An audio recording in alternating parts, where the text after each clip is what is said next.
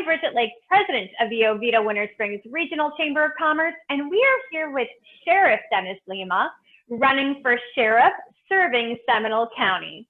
Our premier virtual Eastside Regional Hob Nob is presented by Lucas Land Group, an Oviedo-based family-run business with interests throughout Central Florida. Duke Energy and UCF, our radio sponsor, News 96.5 WDBO, and our website sponsor, Palm Tree Tech Center. Now, before we get into our conversation, let's watch a couple of commercials from our sponsors, Duke Energy and UCF. When does the future begin? At Duke Energy, we say now. That's why we're investing in tomorrow's stronger, smarter energy future, today. Like a resilient power grid that can withstand storms not yet on the radar. Meters that show your energy use so you can adjust and save before your bill arrives. And a smarter grid ready for tomorrow's clean energy breakthroughs. We're Duke Energy, and we're building your smarter energy future today. At UCF, success continues, innovating for 20 years in the lab, classroom, and online, with faculty, researchers, and scientists delivering better than ever results. Ranked among the top 20 most innovative universities in the nation, with 22 awards of excellence in online teaching from the Online Learning Consortium. Your path to a degree is clearest where learning charges on. And now we are back with Sheriff Dennis Lemma, running for sheriff, serving Seminole County. He is one of our candidates at the Eastside Regional Hob Nob. How are you doing today, Sheriff Dennis Lemma? I am wonderful. Thank you for having me, Bridget. I'm very excited about kind of sharing a little bit about myself and the office. And thank you and the chamber for actually moving forward in this very unprecedented time to make sure that our voters and citizens are receiving the most valuable information about the candidates that are on the ballot this session. So thank you so much for having me. Thank you. And before we get into some questions, why don't you tell us a little bit about yourself? Well, I'm a husband and a father of two boys that are just the love of our lives. My oldest son is 16, who just started driving a car now. So that's a whole list of things new to worry about that I have to worry about. And then my 11-year-old boy, who right now has an ambition to be a Fortnite professional on the gaming system. But on a serious note, you know, my wife and I are just blessed to be able to raise our family here in Seminole County. She and I both are public servants. She's been working at the sheriff's office for 23 years. Actually, we met when we were correctional officers together many years ago, and really tried to bring up our family in a family of service. You know, set the example, and hopefully our kids will kind of follow in our footsteps and kind of go down that path of serving others. But you know, been living here in Seminole County for nearly the entire time that I've worked here at the sheriff's office. I've been here for 28 years and lived in Seminole County for more than 25 years, but originally came from Osceola County, and I'm one of those northeastern plants down from New Jersey. So I moved from New Jersey when I was just a small boy, and grew up here locally. Now, I do have a question. Everyone in your household has a name starting with D. Yeah. How did that come about, or where did that tradition come from? Well, you know, Bridget, we just started the tradition. It's not only a D, it's a DM L for all three initials. So my boys have the middle name that starts with an M, and we did that because just by a coincidence, my wife's name is DML, and so was mine. So we thought it'd be neat to start a new tradition within the family. That is neat. I'm sure you guys could possibly get confused with your initials, though. Yeah, very observant though. A lot of people don't pick up on it, but that's what a little neat thing that we tried to keep doing, and you know. It's a lot Now, easier when you have two kids, not like 7 or 8, you know? I'm sure. Yeah. Now, you are currently the 10th sheriff in the county's history and a very highly visible sheriff. What lessons have you taken from your predecessors and how have you varied from them? Oh my goodness. You know, I think that in order to serve people, you've got to be a good student of history. I think that you learn really valuable lessons from the work and the effort that has been done in the past. Particularly for me, though, you know, I started working here in 1992. That's when Sheriff Esslinger was just fulfilled, you know, his gubernatorial appointment and was just elected as sheriff. And he's been such a great mentor to me and many others. You know, I've had the opportunity to ascend the ranks here, you know, working as a deputy, a correctional officer, sergeant, lieutenant, captain, major. And then prior to his retirement, I was his chief deputy. That experience really helped me prepare myself to fulfill our mission. It's to enhance the quality of life by reducing crime and the fear of crime. And you know, what he wanted me and our team to do is to challenge the basic assumptions of traditional law enforcement. And I think that over the past 4 years, we've taken what he has done and then expanded upon that, not changed the course, but really capitalized on decades of service that we've worked towards accomplishing. The lowest crime rate now and the great quality of life in what you see, it's because our team made investments 2 decades earlier to preserve those things that we value here as a community. And you've also graduated the FBI National Academy in Quantico. Can you tell us about that experience? Yeah, it was such a wonderful experience to be selected to serve that. A lot of people are not aware, but in order to get selected, only 0.5% of law enforcement executives across the world are ever accepted or extended an invitation to attend the FBI National Academy. So you actually live in Quantico for nearly 3 months, and you go through the most executive type of preparation to face those ever-changing challenges and expectations of the community.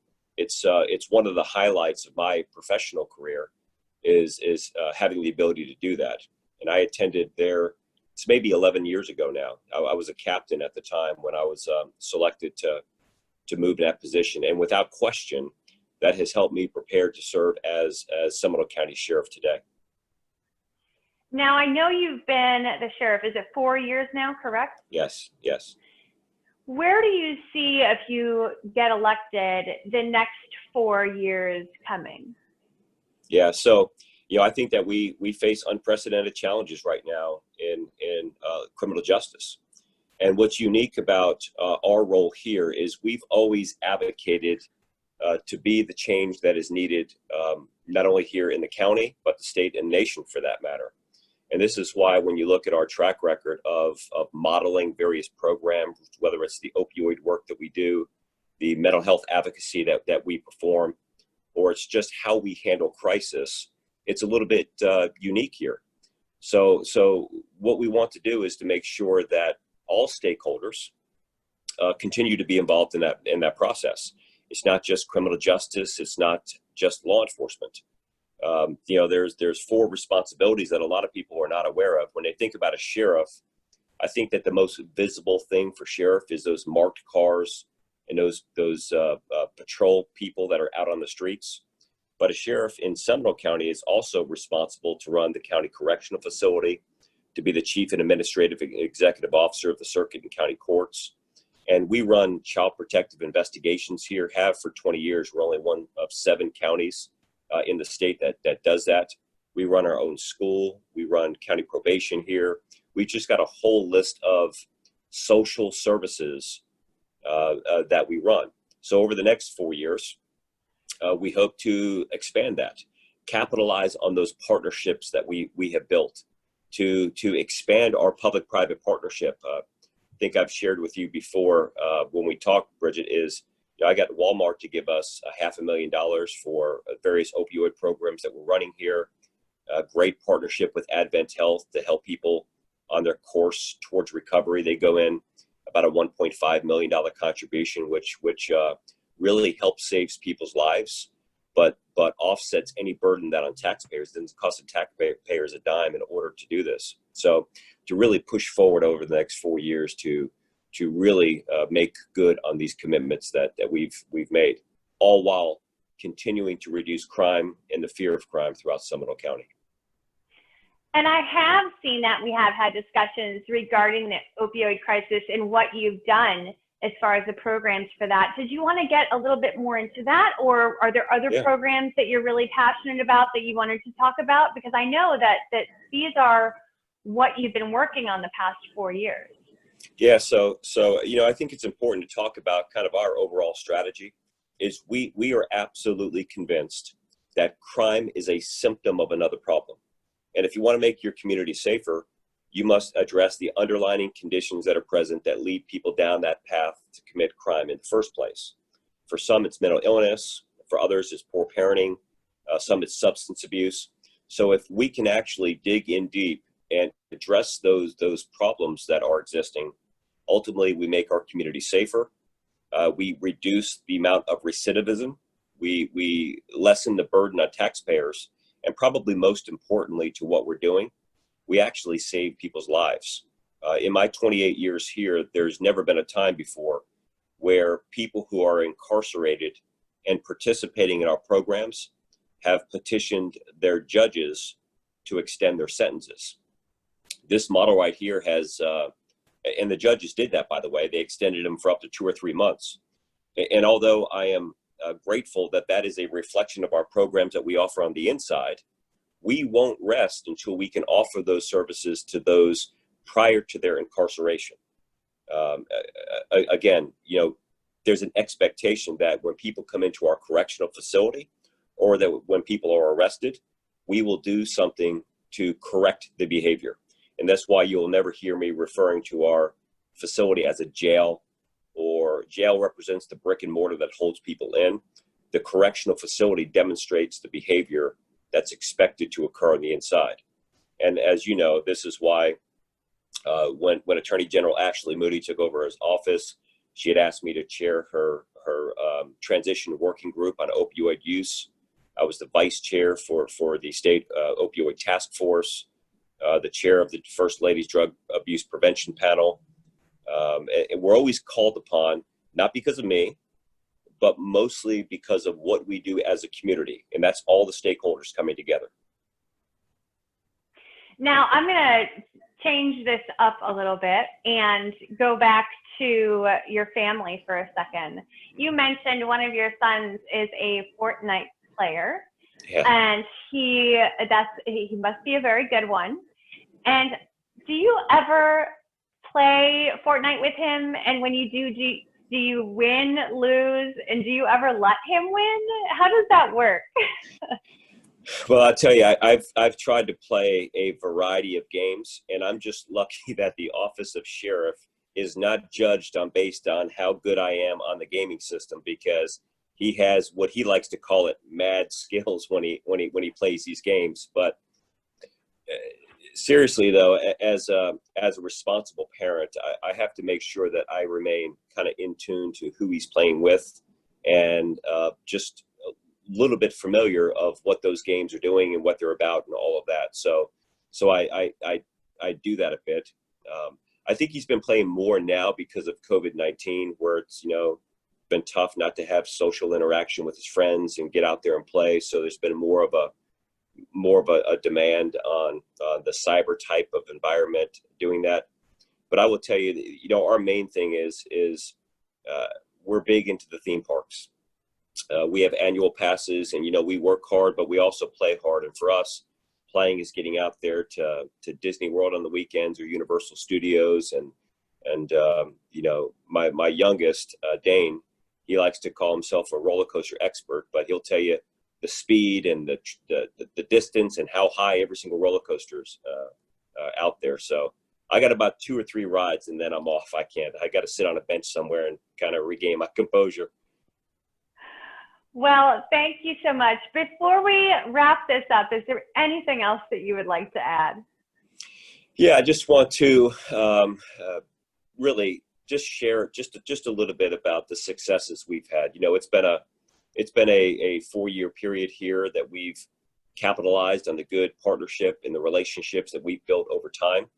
I'm proud to say in the 107-year history, there's never been a crime rate lower in Seminole County than it is today. Specifically, just during the last 3.5 years when I've been sheriff, there's been more than a 35% reduction in crime, which is the largest reduction in crime in any 3-year period and window. A vote for me not only keeps me in office. I like going down the resume and the education and experience, but the number one thing to qualify to be sheriff of Seminole County is to be sheriff of Seminole County and do a good job. So I'm grateful of the support, the collaboration, the relationship that we have with our citizens. But at the same time, I recognize that the seat that I sit in today never belonged to me, and it never belonged to any of my predecessors. It belongs to the citizens of Seminole County. And I've got great faith in their ability to pick and choose who is right to serve. And I hope that is me. And I look forward to everybody's vote on November 3rd. Again, I'm very happy to see people and shake hands if we're allowed to do that post COVID-19 world. But if you can't have that, getting in a virtual environment and doing this and having this conversation with Bridget and all of the members of the chamber is a wonderful way to get our message out there. So thank you so much. Well, thank you so much. That is Sheriff Dennis Lemma running for sheriff serving Seminole County. He is one of our candidates at our Eastside Regional Hob Nob. Our virtual Eastside Regional Hob Nob is happening on June 30th, starting at 5:30 p.m. Make sure to register for that and check out esrhobnob.com for our one-on-one interviews and so much more about our candidates. Sheriff Lemma, thank you so much for joining us today. Great seeing you again. Thank you, Bridget. Thank you, and thank you, everyone.